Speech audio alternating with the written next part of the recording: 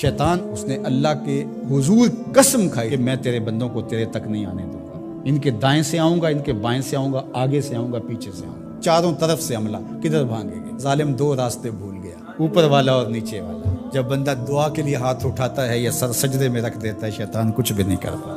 اس نے خود اللہ کے سامنے قسم کی ہے، مجھے تیری عزت کی قسم، ان بندوں کو تیرے تک نہیں آنے دوں گا، چاروں طرفیں گھیر لوں گا۔ تو اس کے بڑے مکر و فریب اور بڑے طریقے۔ مطاف کے اندر کنکروں پر پیشانی رکھ کے ایک بندہ زاروں کے تار رو رہا ہے اور کیا کہتا ہے، اے اللہ مجھے معاف کر دے، ورنہ قیامت کے دن مجھے نابینا اٹھانا، تیرا کیا تیرے بندوں کا سامنا بھی نہیں کر پاؤں گا۔ اتنے درد سے روتا ہے کہ چلنے والوں کے قدم رکتے ہیں۔ سر پہ کپڑا ڈالا ہے، زاروں کے تار، سسکیاں لے لے کے، ہچکیاں لے لے کے روتا ہے۔ کوئی اس کے پاس کھڑا ہو گیا، اس کی کمر پہ ہاتھ پھیر کے کہتا ہے، حوصلہ رکھ، اللہ بڑا کریم ہے، اللہ معاف کر دے گا۔ خیر جب وہ شخص رو رو کے آہوزاری کر کے اپنے رب کے حضور یہ تمنائیں کر کے اٹھ کے جانے لگا، تو اس شخص کو شوق تھا کہ میں دیکھوں یہ ہے کون۔ اتنا خوف خدا، اتنا ڈر رہا ہے، پتہ نہیں کون ہے، کیا گناہ کر بیٹھا ہے۔ لیکن جب اس صاحب نے سر اٹھایا تو اس کی چیخ نکل گئی، فائزہ ہوا شیخ عبد القادر جیلانی۔ تو یہ زاروں کے تار رونے والا شیخ عبد القادر جیلانی تھا۔ ساری زندگی خدمت خلق میں بسر ہوئی، اللہ کے حکام بجا لاتے ہوئے، لیکن خوف خدا، خشیت الہی کا عالم ہے۔ حضرت جنید بغدادی کے پیر ہیں حضرت سری سکتی رضی اللہ تعالیٰ عنہ، رشتے میں ماموں بھی لگتے ہیں۔ تو حضرت جنید بغدادی کو حضرت سری سکتی رضی اللہ تعالیٰ عنہ نے ایک دن وصیت کی۔ حضرت جنید کہتے ہیں میرے پاؤں تلے سے زمین سرکنے لگی، فرمانے لگے بیٹا جب میں مر جاؤں تو میری قبر بغداد سے باہر بنانا۔ میں نے پوچھا حضرت کیوں؟ لوگ تو بغداد میں دفن ہونے کو ترستے ہیں۔ کہا میری بدعمالیوں کی وجہ سے بغداد کی مٹی میری لاش قبول کرنے سے انکار نہ کر دے۔ الذین یبیتون لربہم سجدا وقیاما، یہ وہ لوگ ہیں جو اپنی راتیں سجدے میں اور قیام میں بسر کرتے ہیں۔ ہم تو 4 نمازیں تسلسل سے پڑھ لیں تو بے نمازیوں کو حقیر سمجھنے لگ جائیں، لیکن یہ کیا ہے، زندگی ذکر و فکر میں گزرتی ہے، سجدہ و قیام میں راتیں بسر ہوتی ہیں، لیکن عرض کیا کرتے ہیں، مالک ہم سے جہنم کا عذاب پھیر دے۔ آؤ میں اور آپ اپنے گریبان میں جھانکیں، اپنے من میں اتریں، اللہ نے ہمیں کتنی نعمتیں عطا کی ہیں، کیا کچھ نہیں عطا کیا۔ ہماری راتیں کیا قیام اور سجدوں میں بسر ہوتی ہیں۔ ہماری 5 نمازیں بھی پوری ہیں، اگر ہماری 5 نمازیں بھی پوری نہیں اور سجدہ و قیام بھی ہمیں نصیب نہیں ہے تو پھر افسوس ہے ہمارے جینے پر۔ جب کسی سے پیار پیدا ہوتا ہے تو پھر یہ آرزو مچلتی ہے کہ میں اس کے ہونٹوں سے سنوں کہ میں تم سے پیار کرتا ہوں۔ تو بندہ ہو کے پیار رب سے کرتا ہے تو پھر دل میں آرزو تو مچلتی ہے کہ کانوں میں کوئی نغمے رس گولیں اور کوئی مجھے کہے کہ تم پیار کرتے ہو تو وہ بھی تم سے پیار کرتا ہے، تو زندگی کی ساری تھکن اتر جائے۔ تو کہا کہ یہ سننا چاہتے ہو نا، یہ آرزو ہے نا تمہاری، تمہارے رت جگے، تمہاری راتوں کی تنہائیوں میں سجدے، تمہارا دن رات رکوع قیام اور تمہارا اس کے حضور پیچ و تاب اور اضطراب، اور زندگی کا یہ سارا تمہارا لف و نشر اس کی ذات کی رضا کے لیے ہے نا۔ تم چاہتے ہو کہ ہمارا رب ہم سے راضی ہو جائے، کبھی کعبے کے چکر کاٹ رہے ہو، کبھی پتھروں کو چوم رہے ہو، حجر اسود کو چوم رہے ہو، کبھی ملتزم پہ لپٹ لپٹ کے آہوزاریاں کرتے ہو، کبھی مطاف میں پیشانی رگڑتے ہو اور کبھی حتیم میں روتے ہو۔ تم اسی تڑپ میں ہو نا، یہی بتانا چاہتے ہو نا کہ ہم تجھ سے پیار کرتے ہیں، یہی بتانا چاہتے ہو نا کہ ہم تجھ سے محبت کرتے ہیں۔ کبھی سحری کے وقت مصلی بچھاتے ہو، تمہارے آنسو مصلی میں جذب ہوتے ہیں اور مصلی بھیگ جاتا تمہارے آنسوؤں سے، کوئی دیکھ نہیں رہا ہوتا، لیکن تمہارے دل سے یہ ہوک اٹھتی ہے جس کے لیے یہ آنسو جذب ہو رہے ہیں وہ تو دیکھ رہے نا، تمہیں یقین ہوتا ہے، لیکن محبت میں عجب تکرار کی خو ہے، کہو نا کہ مجھے تم سے محبت ہے، تو پھر یہ خو جو طبع کے اندر ہے، بندہ سننا چاہتا ہے، وہ بے تابیاں اسے تنگ کرنے لگ جاتی ہیں، اس کے اندر اداسیاں پیدا ہوتی ہیں کہ یار میں تو اس سے پیار کرتا ہوں، میں تو اس سے محبت کرتا ہوں، وہ بھی کرتا ہوگا، یہ تو یقیناً اس نے مجھے توفیق سجدہ نصیب ہی تب کی ہے، لیکن میں بھی تو سننا چاہتا ہوں کہ وہ مجھ سے پیار کرتا ہے، میرے سجدوں کا مل ڈالا اس نے، اگر میں گلی گلی کی خاک چھانی اور نگر نگر گھوم کے اس کے حرم کے چکر کاٹے اور دیوانہ وار گھوما تو وہ بھی تو کہے مجھے تیرے چکر عاشق زار نظر آ رہے ہیں اور میں تجھے پسند کرتا ہوں، تو چکر کاٹ رہا ہے، میرے حرم کا طواف کر رہا ہے، میں تیرے اوپر رحمت نچھاور کر رہا ہوں، تو سننا چاہتا ہے بندہ کہ وہ بھی کہے کہ ہاں تیری محبت قبول ہوئی، تیری محبت مراد کو پہنچی۔ تو آواز آئی تم یہ چاہتے ہو نا کہ وہ بھی تم سے محبت کا اظہار کرے اور اعلان کرے اور اس کی محبت کا تمہیں یقین تو ہے لیکن وہ مزید جو ہے وہ اذعان و یقین کے سانچے میں ڈھل جائے، تو کہا کہ یہ اگر تم چاہتے ہو تو تم ایک طریقہ بتاتا ہوں، تم محبت کا جواب چاہتے ہو، تم ان سجدوں کا جواب چاہتے ہو، تم طواف اور ان چکروں کا جواب چاہتے ہو، تو تمہیں بتاتا ہوں میرے رسول کی چوکھٹ پہ آؤ اور ان کی اتباع کرو، ان کی اتباع کرو۔ تم نکلے تو محبت کرنے تھے، تم عاشق زار بنے تھے، لیکن یحببکم اللہ، وہ خدا ہو کہ تم سے محبت کرے گا۔ اچھا یہاں میں ایک اور جملہ کہنا چاہوں گا اور وہ یہ کہ یہاں ذکر کیا گیا حضور کی اتباع کا، تو اتباع سے قبل بھی محبت، اتباع کے بعد بھی محبت۔ قل ان کنتم تحبون اللہ فاتبعونی یحببکم اللہ، یعنی اتباع سے پہلے بھی محبت، اتباع کے بعد بھی محبت۔ تو کوئی اتباع لالچ میں بھی ہوتی ہے، کسی غرض میں بھی ہوتی ہے کہ میں اس کی بات مانوں تو مجھے یہ ملے گا، لیکن کہا کہ تم نے میرے رسول کی اتباع ایسی کرنی ہے جس کے آگے بھی محبت ہو، جس کے پیچھے بھی محبت۔ جب تم محبت کے دائرے میں رہ کے اتباع اور فرما برداری اور انقیاد اور اطاعت کے زمرے میں آ جاؤ گے تو پھر تم تو نکلے تھے رب سے پیار کرنے کے لیے، لیکن وہ رب ہو کے خود کہتا ہے میں اب تم سے پیار کرتا ہوں، اور درمیان میں اتباع میرے حضور کی آئی۔ یہ مائک جس کمپنی نے بنایا ہے، جب ہم مارکیٹ سے خرید کے لائے تھے تو اس کے ساتھ ایک چھوٹی سی بک بھی آئی تھی جس میں یہ بتایا گیا تھا کہ اس کو ہم نے استعمال کیسے کرنا ہے، خرابی کی صورت میں اس کی اصلاح کیسے ہوگی، اور اگر اس کے مطابق ہم اس کو استعمال کریں، جس طرح کی بیٹری اس کے اندر آنی چاہیے تو وہ ڈالیں گے تو دیر تک اس کے فوائد اور ثمرات حاصل کرتے رہیں گے۔ لیکن اگر ہم اس کتاب کو جو اس کے ساتھ ہمیں ملی تھی، جس کمپنی نے اسے بنایا ہے، تو اس کا طریقہ استعمال ساتھ بتایا ہے، اس کتاب کو پھاڑ کے پھینک دیں گے یا اس کو لپیٹ کے کہیں اونچی جگہ پہ رکھ دیں گے اور اس کو اپنی مرضی سے چلانا چاہیں گے تو پھر اپنی مرضی سے ہم اس سے فائدہ حاصل نہیں کر پائیں گے۔ تھوڑا وقت فائدہ حاصل ہوگا لیکن نتیجہ کچھ بھی نہیں ہوگا۔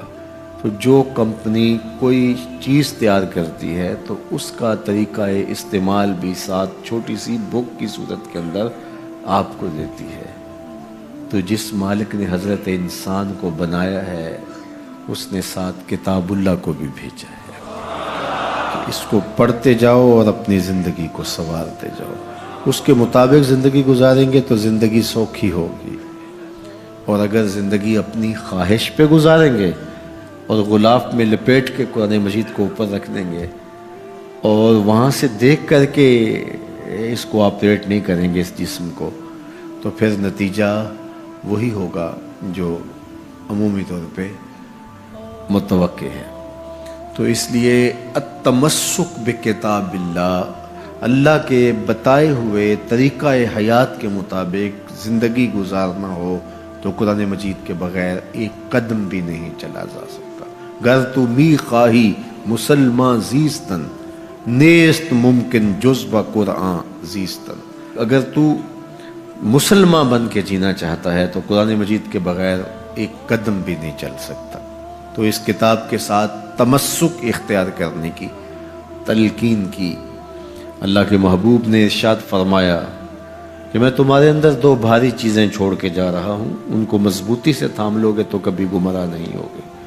اولہما کتاب اللہ، ان میں سے پہلی چیز اللہ کی کتاب ہے، فیہ الہدی والنور فخذوا بکتاب اللہ واستمسکوا بہ، اس میں ہدایت ہے، روشنی ہے، اس کو مضبوطی سے پکڑ لو، اچھی طرح سے تھام لو، تم گمراہ نہیں ہوگے۔ یار جو شخص نابینا ہے اسے کیا پتا کہ یہ پھولوں کی بہاریں کیا ہوتی، جو پیدائشی نابینا ہے اسے کیا پتا ہے کہ آسمان پر بزم کواکب کے رنگ کیا ہیں، اسے تتلی کے پروں میں قدرت کی سنائی کا کیا اندازہ ہو سکتا ہے، اسے مور کے پروں میں رنگوں کی مینا کاری کا کیا اندازہ ہو سکتا ہے، اسے پھوٹتے جھرنوں، بہتی ندیوں اور کوسے قضا کی رنگینی اور دھنک کی شوخیوں کا لطف کیسے نصیب ہو سکتا ہے، اس کو کیا پتا حسن کیا ہوتا ہے، اس کو کیا پتا جمال کیا ہوتا ہے۔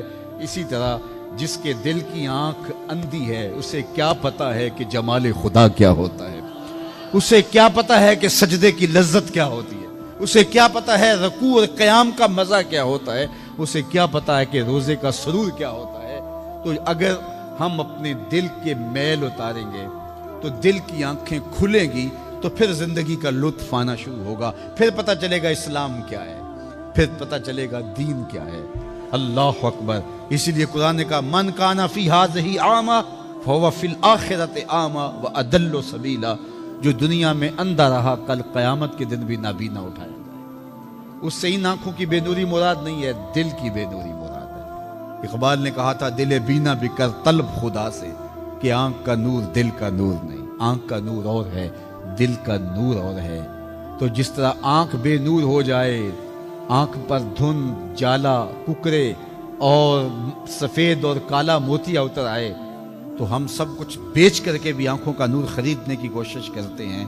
تو یار کبھی اجڑے ہوئے دل کا بھی تو علاج کرواؤ۔ علاج تمہارے گھر میں پڑا ہے، راتوں کی تنہائیوں میں اٹھ کے قرآن پڑھو اور ساتھ رویا کرو، دیکھنا دل کے میل اترنے شروع ہو جائیں گے، اور دل کے پردے سے وہ غلاستیں جب اتریں گی تو پھر پتہ چلے گا کہ دل جمال یار کیسے دیکھتا ہے، دل کی دنیا کیا ہے۔ وچے بھیڑے وچے جھیڑے وچے ونج مہانے ہو، 14 طبق دلے دے اندر تمبو وانگو تانے ہو، پھر پتہ چلے گا یہ دل دنیا کیا ہے۔ پھر اس کی تڑپ، اس کی بے چینی، اس کا اضطراب زندگی کا حاصل بن جائے گا۔ پھر زندگی کی بے چینیاں، دل کی بے چینی اور دل کا محبوب کی یاد میں تڑپنا تمہیں سرور دے گا۔ پھر تم ایک ایک عضو میں دل مانگو گے۔ وہ مزہ دیا تڑپ نے میری آرزو ہے یا رب، وہ مزہ دیا تڑپ نے میری آرزو ہے یا رب، میرے دونوں پہلوؤں میں دل بے قرار ہوتا۔ پھر سمجھ آئے گی کہ یہ دل کتنی قیمتی شے ہے۔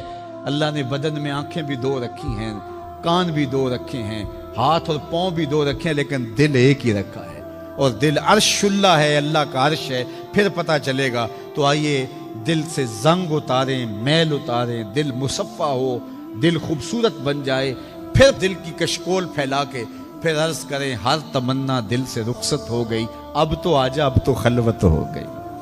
لیکن یہ میل کچیل سے ہٹا ہوا ہوگا تو گندی جگہوں پہ محبوب تو نہیں آتے ہیں۔ تو حسد، حقد، کینے، بغض، نفرتیں یہ ہم پالے رکھتے ہیں۔ اپنی زندگی کو ہم نے خود بوجھل بنایا ہوا ہے۔ میاں حسد کرنے سے محسود کا کیا ہوگا؟ ہم اپنے آپ کو تلخی میں مبتلا کیے ہوئے ہیں۔ بغض رکھنے سے مبغوض کا کیا ہوگا؟ ہم اپنے آپ کو بوجھ میں مبتلا کیے ہوئے۔ تو اپنے دل سے یہ سارے بوجھ اتار کر کے جب دل کو مصفا اور مزکا کریں گے تو پھر دیکھیے کہ دل کے آئینے میں کیسے جمال یار دکھائی دیتا ہے۔ تو اس دل کی اصلاح ہوگی کثرت کے ساتھ قرآن مجید کی تلاوت کرنے سے۔ تو راتوں کی تنہائیوں میں اٹھ کے قرآن پڑھو، دیکھنا کہ کیسے دل کے زنگ اترتے ہیں۔ بعض لوگ بڑی عجیب خبر سناتے ہیں، میاں تمہیں کیسے پتا؟ وہ کہتا ہے میں رات اچانک نیند نہیں آ رہی تھی تو ایک چینل کھولا تو اس میں یہ خبر چل رہی تھی۔ تو میں نے کہا تجھے نیند نہیں آ رہی تھی، تو نے چینل کھولا، کاش تو قرآن کھول کے بیٹھ جاتا، تجھے وہ دکھائی دیتا کہ تیرا اندر تیرا باہر روشن ہو جاتا۔ تو راتوں کی تنہائیوں میں اٹھ کے قرآن مجید پڑھنے کا مزاج پیدا کریں، اپنی صبح کا آغاز قرآن مجید کی تلاوت سے کریں، اپنے دن کو سمیٹیں، سونے کی تیاری کریں، سورہ ملک سے اپنے معاملات کو سمیٹیں۔ یہ چند دن کر کے دیکھ لیں۔ اور اگر آپ کو معاشی مسائل ہیں، مشکلات ہیں، تو سورہ واقعہ اس کے لیے اکسیر ہے۔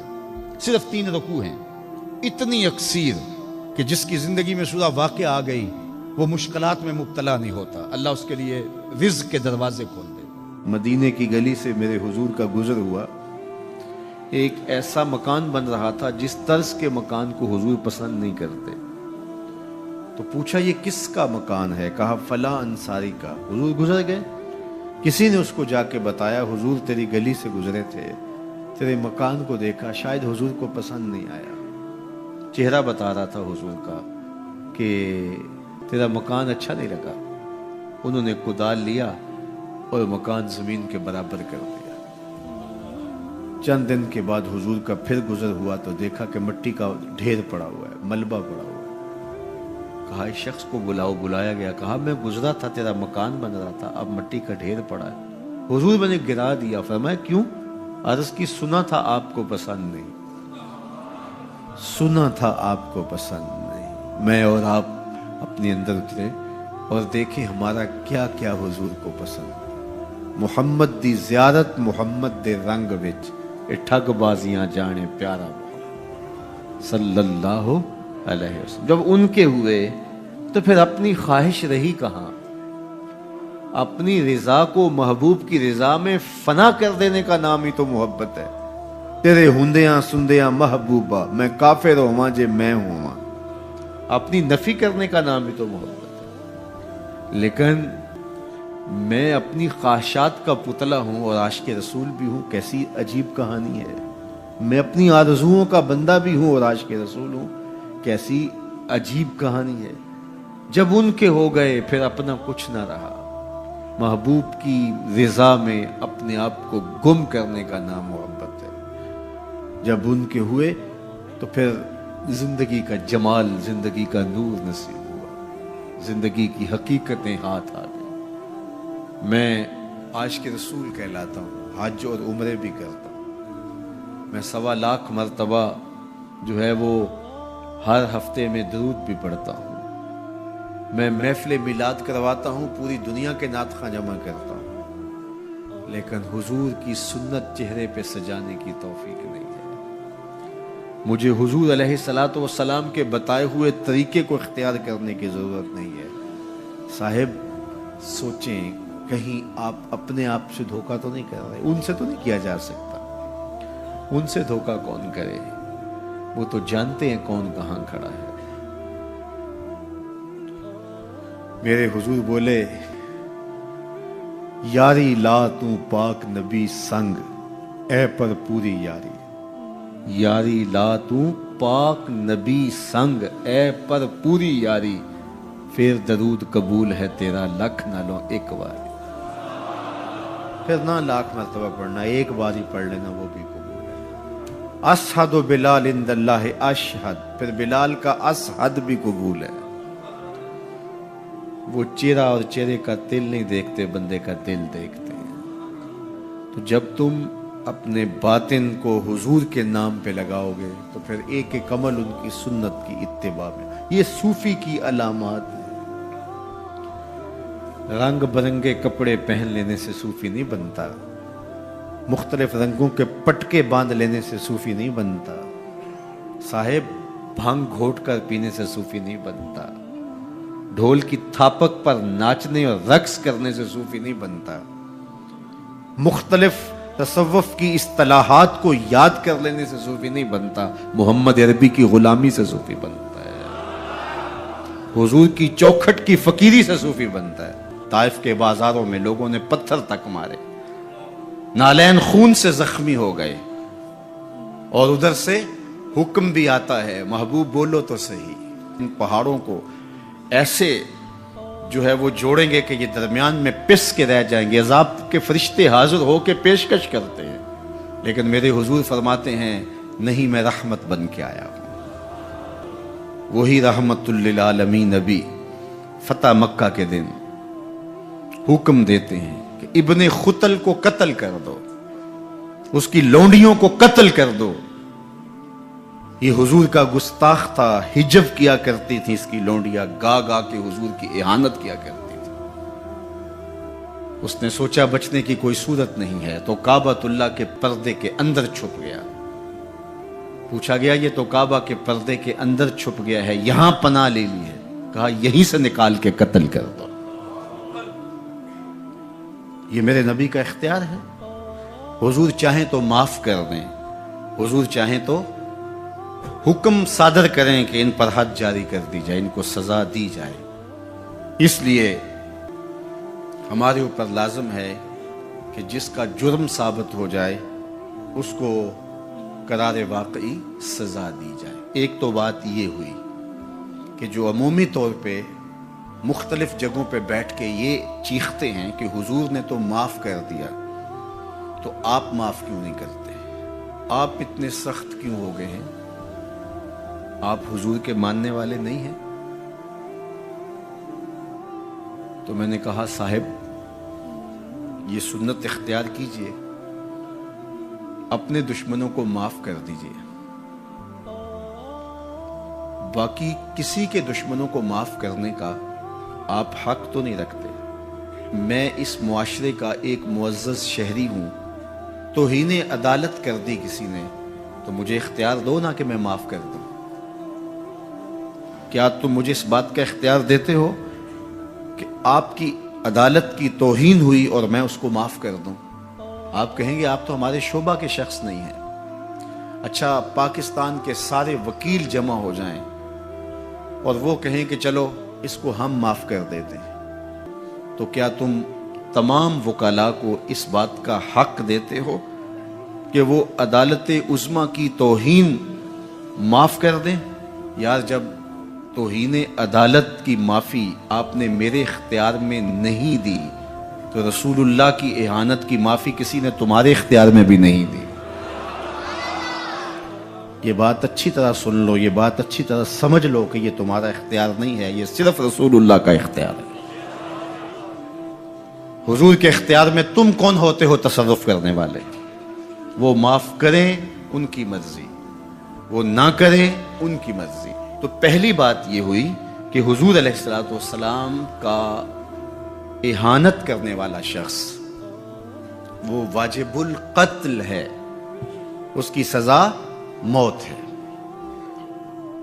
اور یہ قرآن کا آئین ہے, یہ احادیث سے ثابت شدہ نتیجہ ہے. پاکستان کا آئین, پاکستان کا دستور یہ بتاتا ہے, 295C میں بھی ساری بحث کے بعد یہ قانون بنا تھا کہ جو شخص حضور کی اہانت کرے وہ واجب القتل ہے, اس کو سزائے موت دی جائے گی, اس کو پھانسی پہ چڑھایا جائے گا.